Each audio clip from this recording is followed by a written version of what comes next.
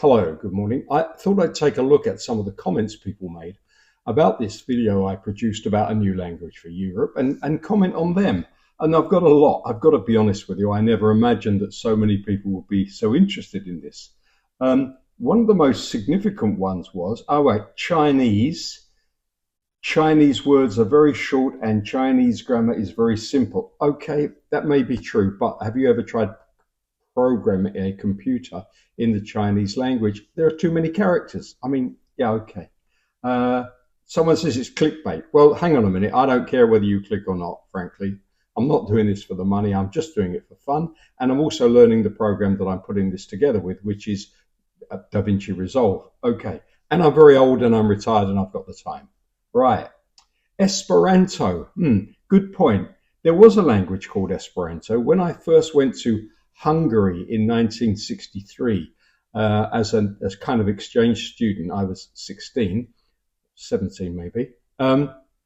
They talked a lot about learning Esperanto, but it's dropped by the wayside, really. I guess because, well, I've never seen a movie in Esperanto. That's the key component, I think. Okay, what else have we got? Yeah, that's a good point. Hungarian language. Well, I know four words or phrases in Hungarian, and the most potent is kezit chokolom, which you say to a woman on first meeting her, and it means I kiss your hand. And women love it in Hungary. I've got to tell you that right now. Okay, I think you will be in trouble with the word Danish. It sounds much like Danish. I don't quite get that. Danish is also a Danish English language. They tried for a while to make Danish words, but they aren't even trying anymore. Straight up adopting any name. Okay, I've got the idea. They're not trying to Danishify common phrases these days. Okay, great. I'm for Esperanto. Same thing applies. Don't understand that. I'd say Spanish, but I'm biased. Well, that's fair enough. You're allowed to be biased. Yiddish. Yiddish. That's an interesting one. It's supposed to be a mixture of German and what's the Hebrew? Is it Hebrew? I don't know. Maybe Hebrew. And it's a lot of Jewish words come into English via America, of course. And the most common one I know is oy vey. Okay, I need to ask my Jewish friends what that means, but I've heard it as an expression, oy vey. I guess it means, oh, what? Oh, come on. Anyway, let's carry on. Okay, well, I thought it was because every EU country was allowed to only introduce one extra official language. Ireland, of course, chose Irish, and Malta chose Maltese. Yeah, sure, why not? Okay, Europe and the USA and South America are natural parts of one family. I don't quite understand this, I'm sorry. EU is not a country. No, that's true. I'm learning French and German now after Brexit and also US decline. Oh, come on, guys, get this. If you're going to make comments, write them properly. Okay. Okay. Someone doesn't think that English is more efficient. That's fair enough. Old Prussian. Nice one. One serious problem with German is the system of noun, gender, and declinations for different cases nominative, accusative, dative, and genitive. Old English or Anglo Saxon once had this too, but it was dropped over several centuries, so it no longer exists in modern English. The evolution to some European English can be seen in some international bodies like the ITU, International Telephone Communications Union. That's absolutely true. And the key word is evolving. Languages need to evolve. That's the problem with Esperanto. I want this word. No, I don't want that word. Well, come on, let's have an argument about it. It needs to evolve. Language needs to evolve. And let's face it, Latin didn't evolve. Okay, okay, here's a nice one. Laugh out loud. If French does not have spelling bees, it must be because such a challenge is hopeless, not because their spelling is standardized. I'm sure I could be competitive at making the most grammatical errors in French. However, my French teachers would take half a point off for every grammatical error on a test. And have you ever seen a test with a negative score? Thank you, Alan Wilson. Good point. Okay. No, it's not an official language.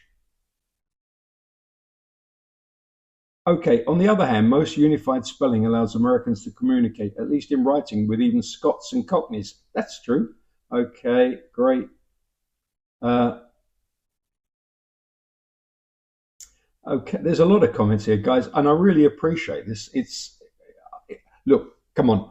I don't have that many friends in Vienna, so it's nice to be able to communicate with people here. Ah, nice one. Albanian is the most monosyllabic language with a phonology similar to English, a vocabulary similar to Latin, and grammar similar to ancient Greek. Yet it's one of the hardest European languages. English language is very simple and stupid language with a lot of redundancies, uncertainties. It is the zeitgeist language. Yeah, that's absolutely right. I did a video about German words in English, and zeitgeist is a key one. Right. Well, I did. Oh, okay. Almost everything this guy says is wrong. Let's leave it as an exercise. Okay, fair enough. That's the beauty of democracy. Okay, English isn't a neutral language. It's not true. English is the language of certain people and cultures which are dominating because of the status of English as the international language. That's unfair because USA and British people become the titular nations of the word. I feel myself discriminated. I'm sorry about that. I really don't think you should feel discriminated. But look, it is what it is, evolution. Even if that has a historical background, that justifies nothing. It's still unfair and discriminating. Yeah, it is. But there you go. In my country, my language is the titular language. And if we should use English and in international communication, that means English is the titular language of the world. And that's discrimination.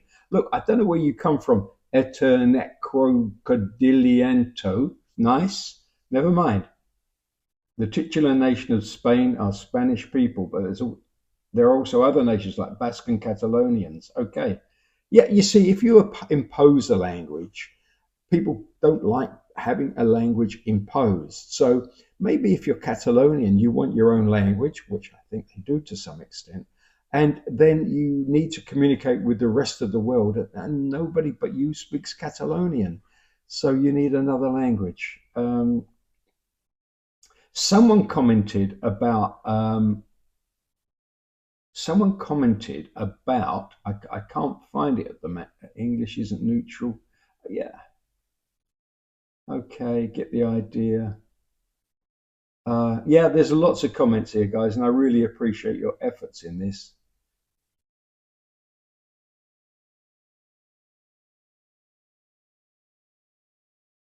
I appreciate German words that replace entire English thoughts.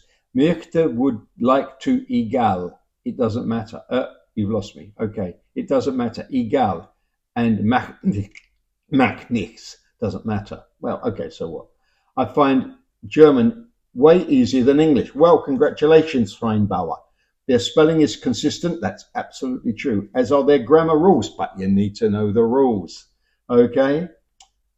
Uh, the French also refuse to learn any other language. I don't think that's true. My wife's cousin's daughter is going to Lyon to study marketing for 4 months in English in Lyon in France. Things are changing. Um, okay, yeah, you're right. An explanation for English dominance given here is not novel. No, it's not. Okay, fair enough. I mean, we could switch to Latin. English is already a Latinized German. Maybe. Okay, I'm looking for another couple of here. Someone wrote Arabic, Arabic. But I did comment to them that there are actually two Arabic words which used to be well understood in working class culture in England. And one was bint, which was a kind of a slang word for girl, like chick or bird, not nice words. And bint actually in Arabic means daughter of. So bint is a woman. I went out with this nice bint on Friday in my Cockney accent, because I am a Cockney, basically. And the other one was Kazi, which means toilet. I did try and find out how to spell Kazi, but I had to give up on that one. Okay, fine. Okay, well, look, thanks everyone for commented. I did personally comment on a few of them, personally. I noticed that, oh God, I can't do German. I'm sorry. It's Heinrich Grubel. schafft Englisch ab und ersetzt die Weltsprache durch Klingon ish. I get the idea. I can't translate it, but Klingon is from Star Trek, and ersatz is phony or fake or substitute. Okay.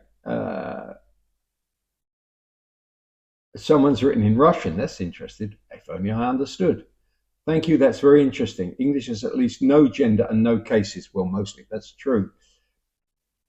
English inconsistency between pronunciation and spelling is way more frustrating and quite rare for you. Yeah, you're right. Yeah, we're right. We do need to do something about spelling reform. And I think that might come, but it will evolve, it will evolve. And I'm going to be horrified when that happens. I've got a friend who's a French teacher here in Vienna, and she loves French. Of course she does. And it's a beautiful language, but it ain't gonna make it in the world today, I'm afraid. I'm sorry. By the way, ain't slang? Ain't. It is not. It kind of is, but it's useful, so don't be afraid to use it. It's in the song, of course, from, I think, Porgy and Bess.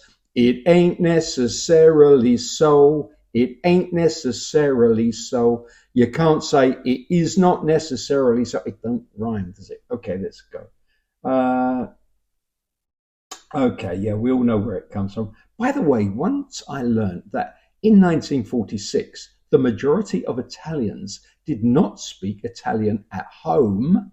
Okay, and you've got to remember that southern Italy and Sicily was a Greek colony, and I think Greek lasted there for nearly 2,000 years. What changed it was television, the common culture. That's what's changing all our cultures, television. Okay, I think that's about all I can cover, but I got a lot of comments. What about Esperanto? Have you ever seen a movie in Esperanto? Come on, be real. Singapore took English as its working language and it became rich. They also did a few things, other things like giving criminals the automatic death penalty. That's true. If England wants to assert itself successfully in the world, we'll have to make English its official working language. Sorry, France, sorry, Spain. The Germans will not complain in this regard. If Europe wants to remain insignificant, they will. Okay, read on. I haven't got time. That's a good point, but English, yeah, okay. Esperanto Eurazanio is a good idea for a European Eurazanio. Yeah, okay. We got hotel from French, not from English. We got loads of words from French. Come on. We're not greedy. We don't hoard them to ourselves. We'll share anybody's words. Any word will stem from some other omnibus. Is Latin, but I can't give up with that one. I'm sorry. Someone wrote in German quite a lot, but I'd need to run it through a translation machine. The beauty of living in Vienna is I get by with no German or very little. Okay. Well, until the 18th century, French was the lingua franca. That's where the phrase comes from, the common language, lingua franca, France. Okay. There is absolutely no denying that Latin has historically played a major role in Europe throughout history. Yes, and it was the lingua franca of politics, religion, academia, and science, even up to the 1800s. Yeah, what about the church? Don't forget the church oppression. Okay. I love the fact that German often use one word or English has a collection of words. I love the fact that German often only uses one word or English has a collection of words. Okay, that's true, you see, but this is to do with the roots of English. Here's an example. Strainer, colander, and sieve in the kitchen. It all means the same thing. Why three words? Sip, swallow, gulp. All true, but shades of meaning on the second one. Sip is a little and swallow and gulp. He gulped his beer down. He didn't sip his beer She sipped her wine gently. He gulped his beer down. Well, there you go. Oh, yeah, okay. Anyway, look, thanks, guys. I don't want to spend any more time on this. It's been very interesting getting your comments. I'm going to make more videos about English. If you're interested in learning some English words and some anomalies of English, I'm happy to make these short videos and carry on training myself in DaVinci Resolve. So that's all for now, and hope you get more comments from you. Love you all. Bye.